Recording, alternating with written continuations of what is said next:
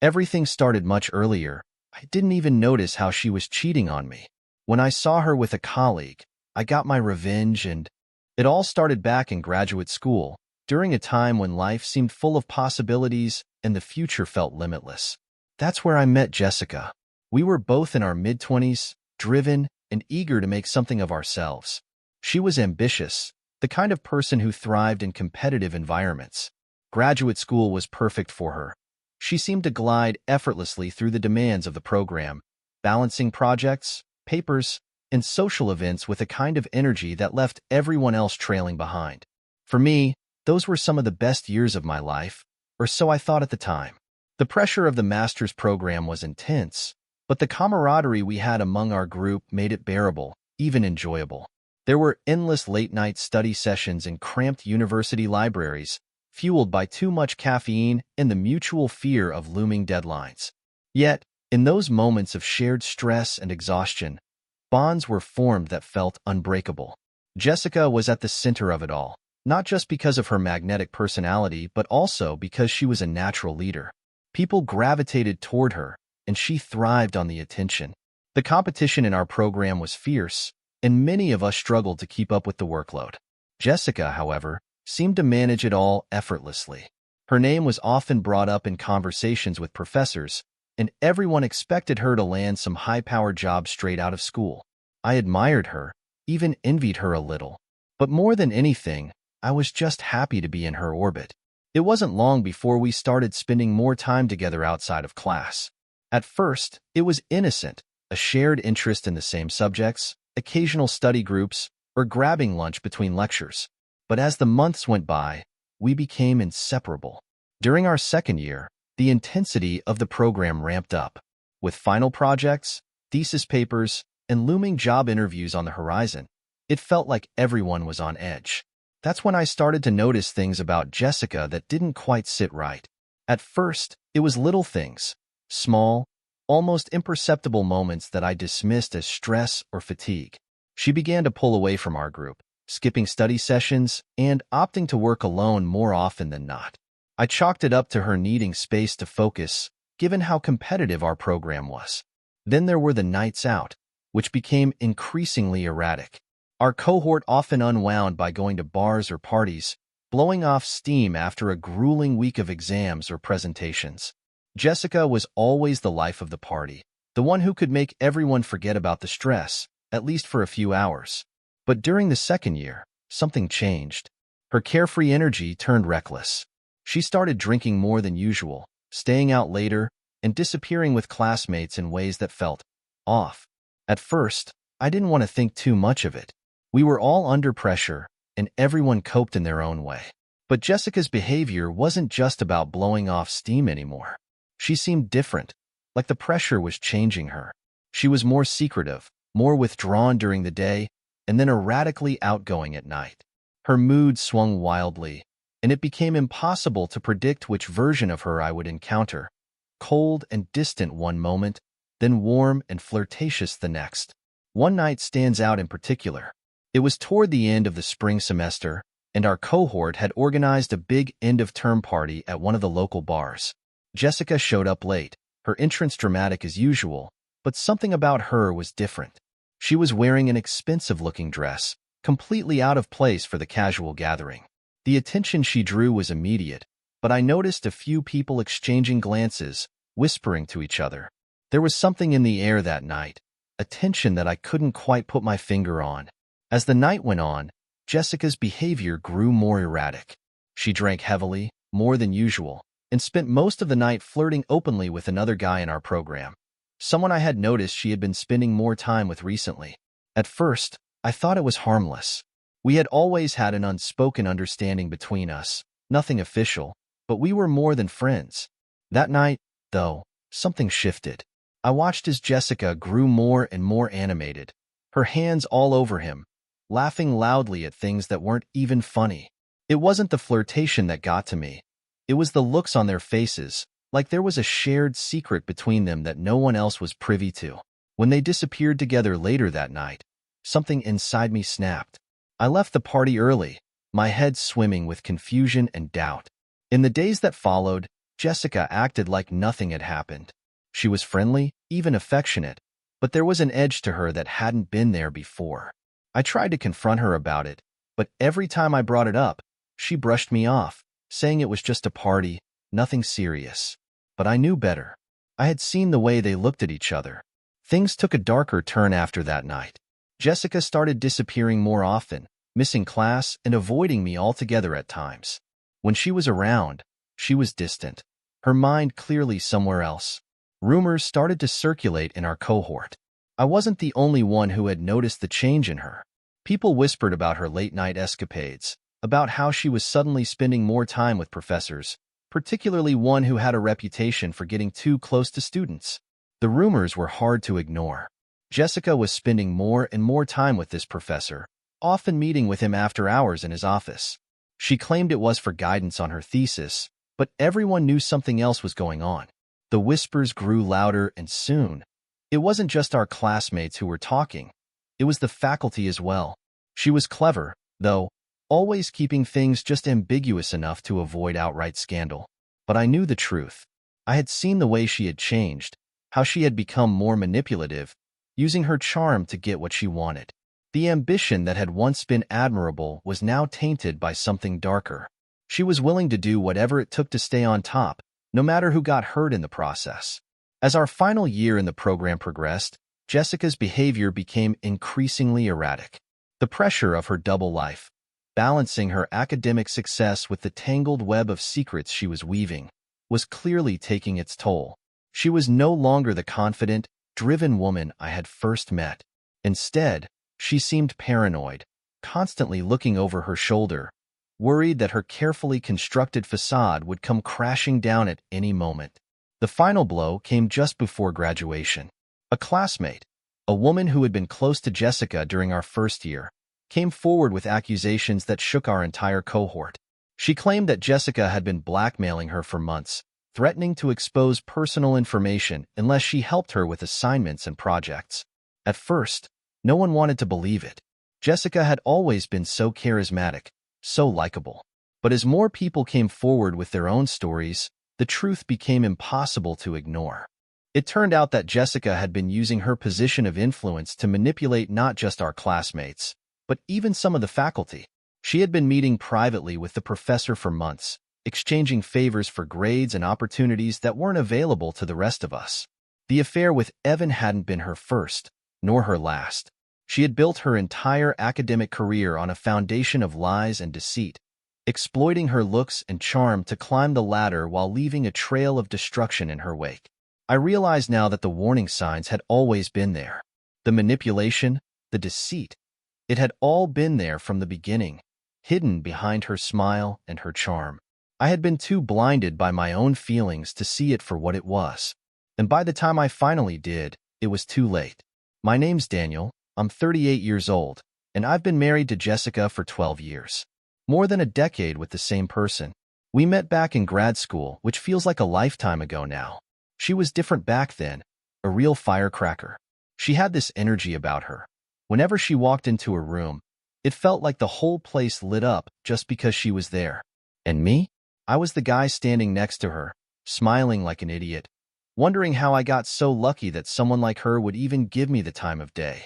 For a long time, I thought things were good between us. People around us always said we were the perfect couple, and I guess I bought into that idea too. We had a life that seemed solid, a few jokes, wild nights out, some quiet ones at home. It felt like the kind of life you're supposed to have when you're building a future with someone.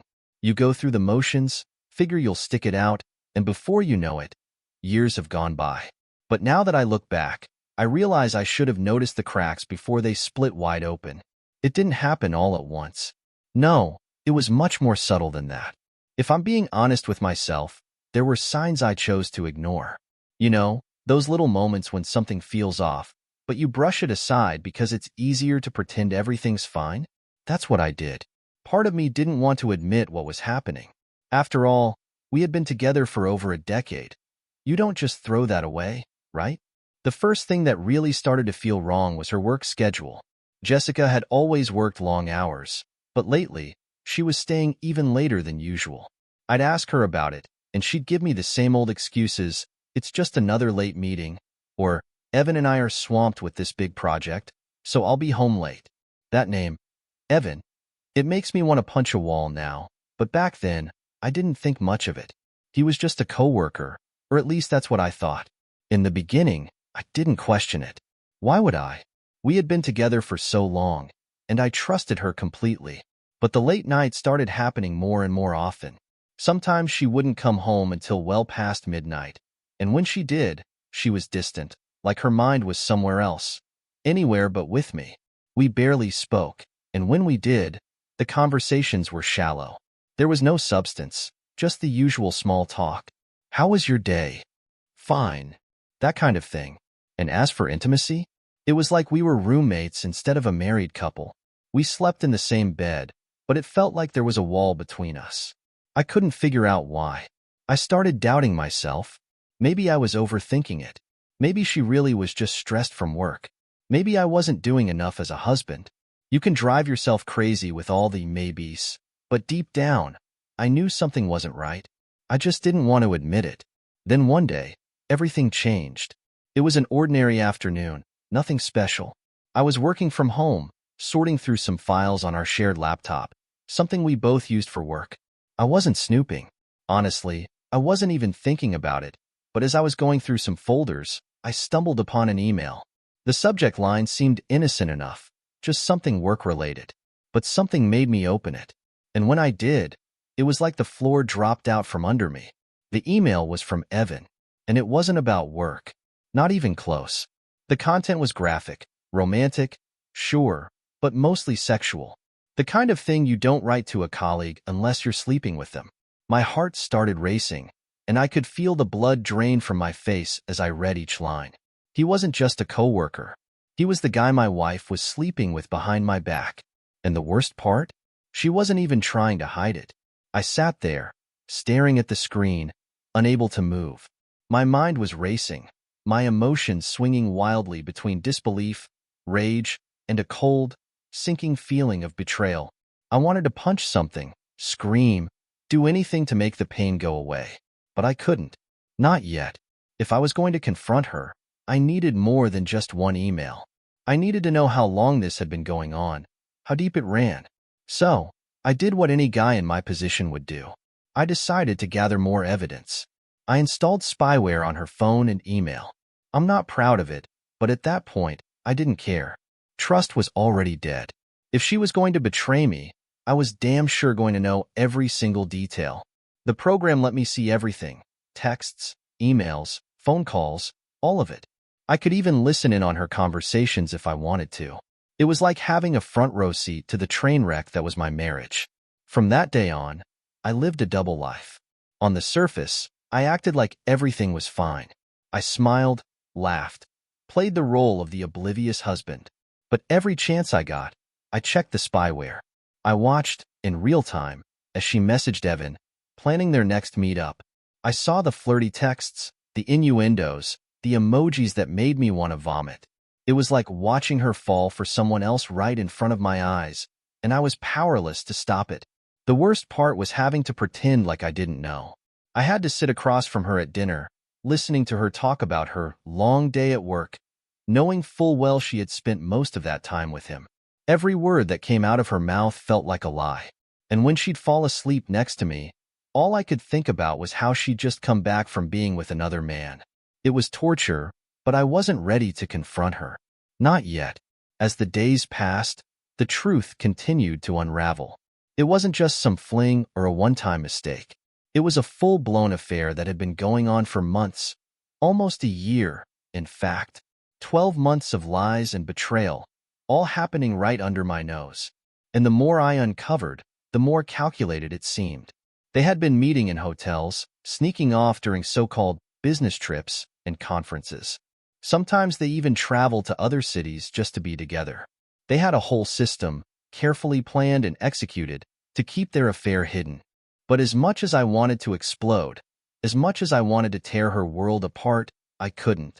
We had 2 kids, Grace, who was 8, and Alice, who was 6. They didn't deserve to be caught in the middle of this mess. I needed time to figure out my next move. So I played the long game. Every day, I gathered more evidence. Every text, every call, every little detail of their affair. I saved it all, screenshots, emails, everything. I wanted to make sure that when I finally confronted her, there would be no way for her to lie or twist her way out of it. I even went so far as to hire a private investigator. I needed to know if there was more I hadn't uncovered yet, and I didn't want to leave anything to chance. The investigator was good, and within weeks, I had a full report, dates, times, locations, even photos of them together. It was all there, laid out in black and white. There was no denying it now, but I still wasn't ready to confront her. I wanted to make sure everything was in place. I started moving money into a separate account, just small amounts at first, so it wouldn't be too obvious. I consulted a lawyer in secret, and together we came up with a plan. The goal wasn't just to get out of the marriage. I wanted to make sure I wouldn't be left with nothing when it all went down. After laying the groundwork, I knew it was only a matter of time before I would be ready to confront her. But I wasn't rushing into anything. I had to make sure everything was airtight, that there were no loose ends she could use to slip out of responsibility. Every step had to be calculated. I wanted control over how this played out, not just for my own sake, but for our daughters as well. They didn't deserve to have their lives torn apart without any plan in place for their future. While I was preparing for the inevitable confrontation, I continued to act as if nothing had changed. At home, I maintained the role of the loving, oblivious husband. I helped Grace with her school projects, took Alice to her soccer practices, and made sure our household ran as smoothly as possible. On the surface, it appeared that everything was normal. But beneath that facade, I was bracing myself for the moment when everything would come crashing down. As time passed, my patience paid off. The evidence I had gathered was overwhelming, and it became increasingly clear that Jessica's affair with Evan was not a simple mistake but a deep, ongoing betrayal.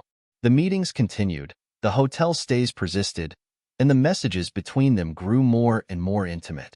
It was like they had built their own little world, completely separate from the life we had built together. The lies had piled up so high that there was no way she could climb out of them when the time came. The private investigator's report confirmed everything I already knew, but seeing the photos and dates laid out in front of me made it feel even more real. There were pictures of them entering hotels, sometimes in different cities, acting like carefree lovers with no thought of the damage they were causing back home. I remember sitting in my car after reading the report, staring blankly at the steering wheel as the weight of it all settled in. This wasn't just a betrayal of our marriage.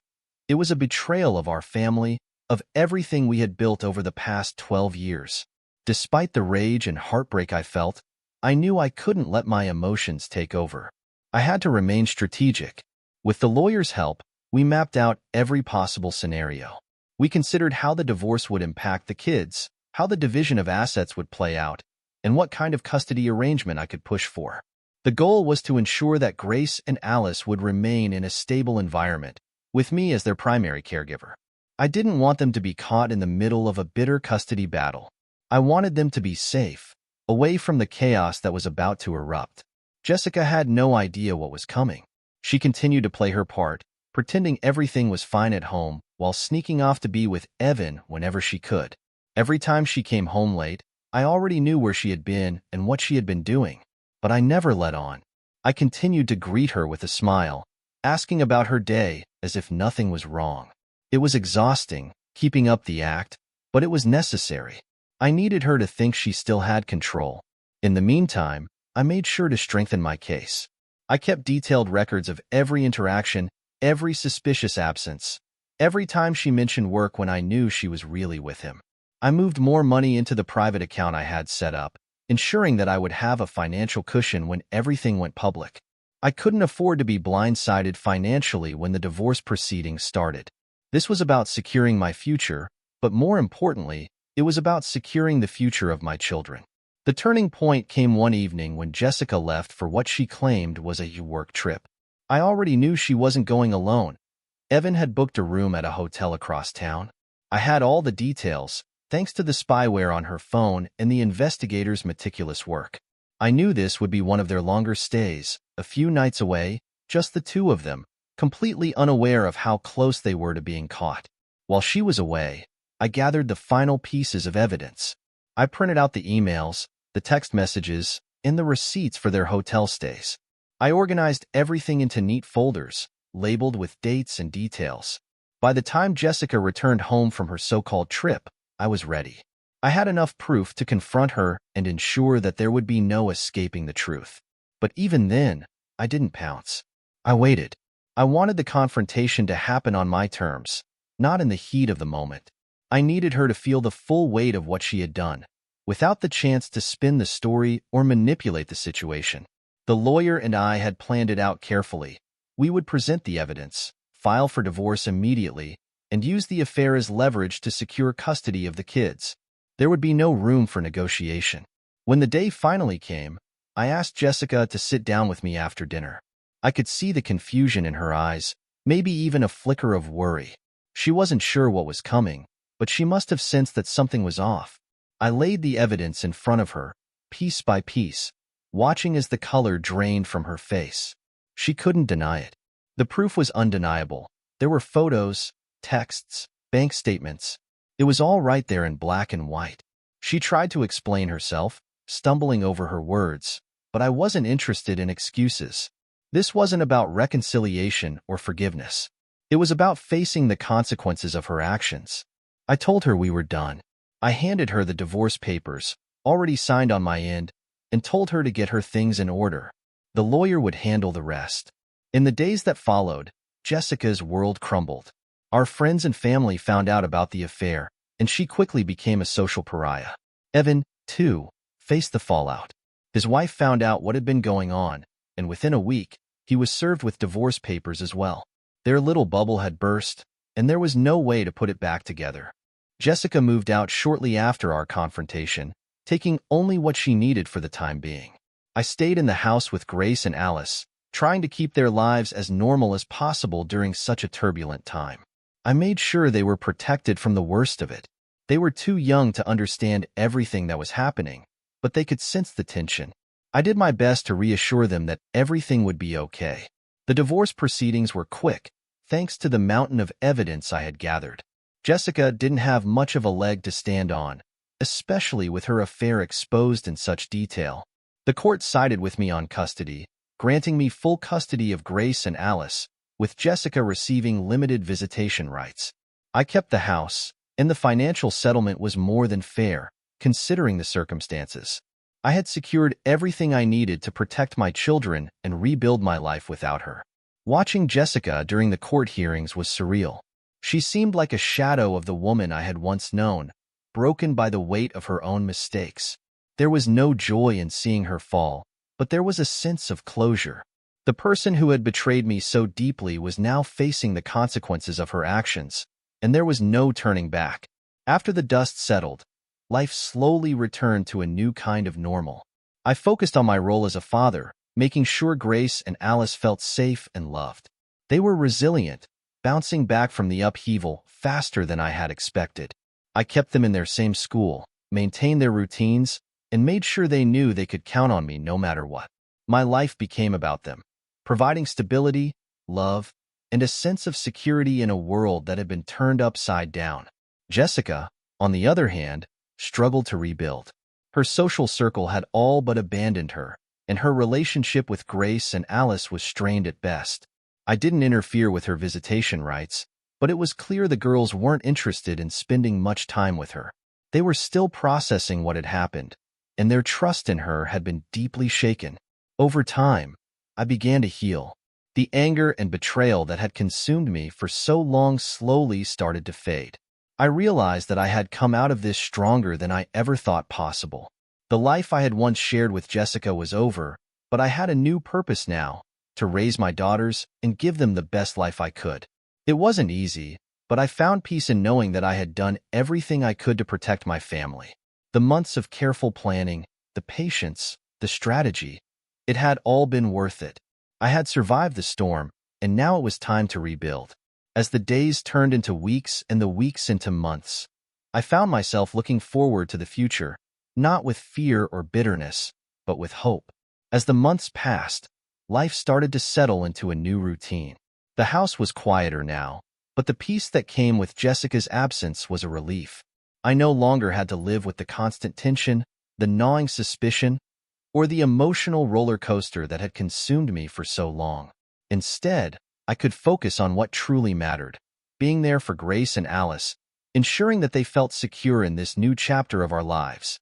The divorce had taken a toll on all of us, but the girls seemed to adapt faster than I had expected. Children are resilient in ways that adults often overlook, and despite everything that had happened, they quickly found a new sense of normalcy.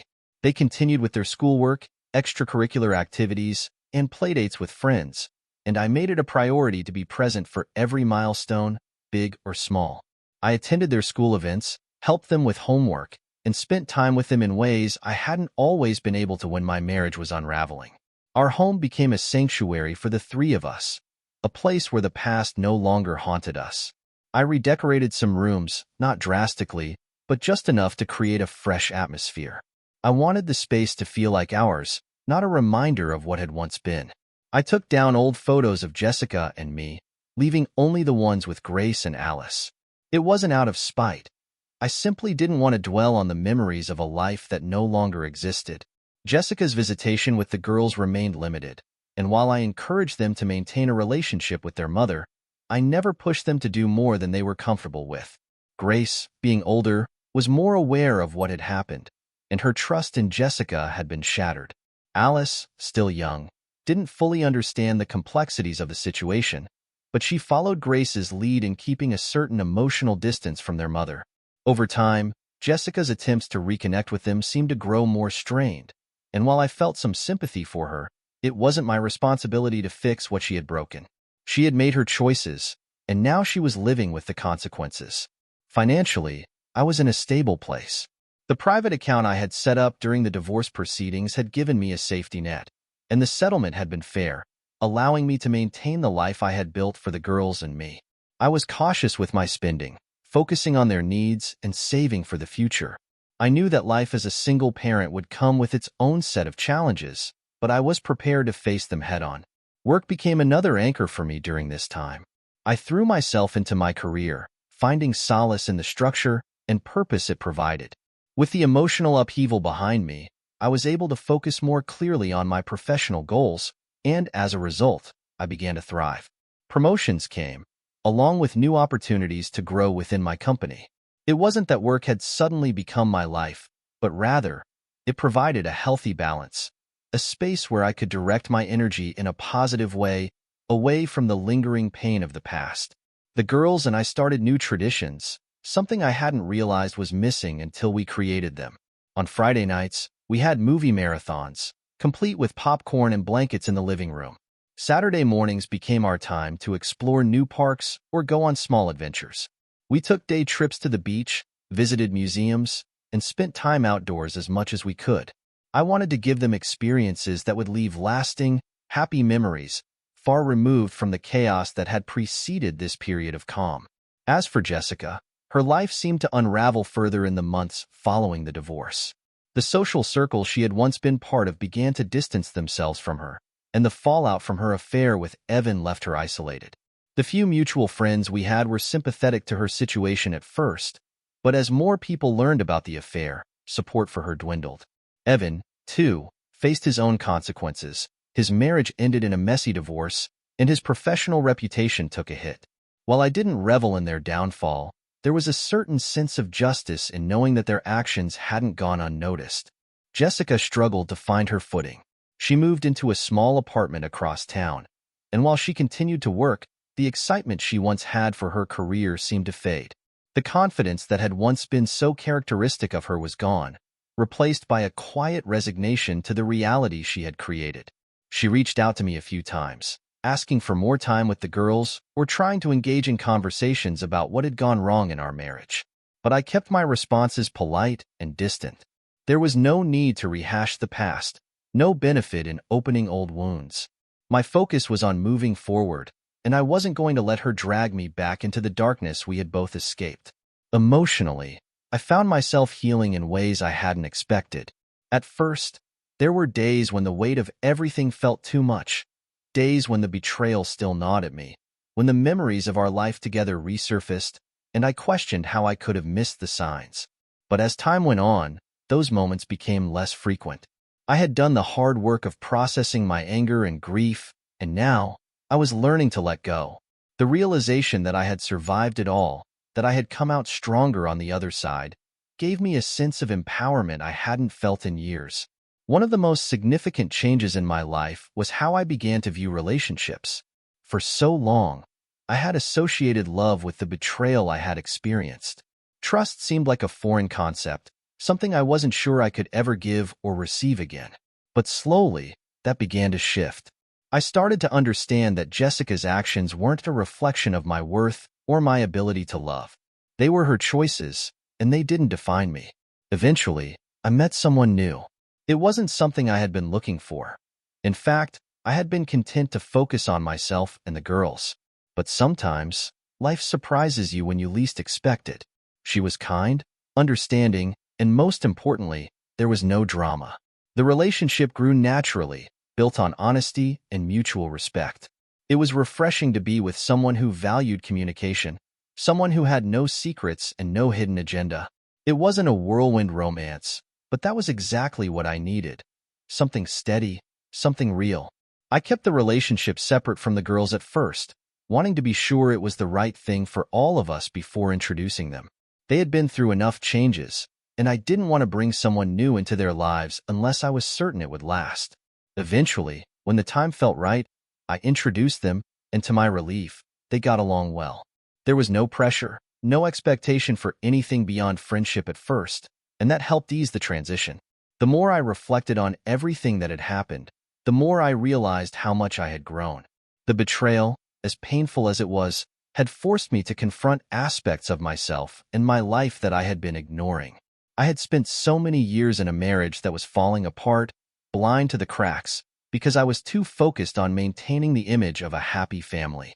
But in the end, the breakdown of that facade had given me the opportunity to rebuild something more genuine. I had reclaimed my life, and in doing so, I had found a sense of peace that I hadn't known was possible. The anger that had once fueled me had dissipated, replaced by a quiet determination to live my life on my terms, to be the best father I could be, and to never lose sight of what truly mattered. I had learned the importance of boundaries, of self-respect, and of not allowing anyone to take advantage of my trust again.